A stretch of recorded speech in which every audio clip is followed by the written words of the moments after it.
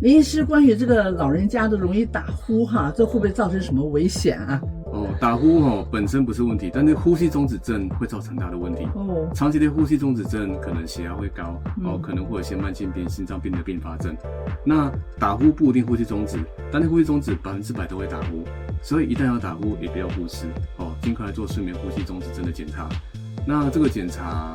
我们医院原则上是让病人带仪器回家测因为过去如果在医院测，相对的效果不好，病人睡不着，那等于测起来的话也失去它的意义。那不如回家，这熟悉的环境、熟悉的床，我们这样测一个晚上，就可以知道一个晚上打呼几次，那有没有呼吸暂停，那有没有血氧下降的问题。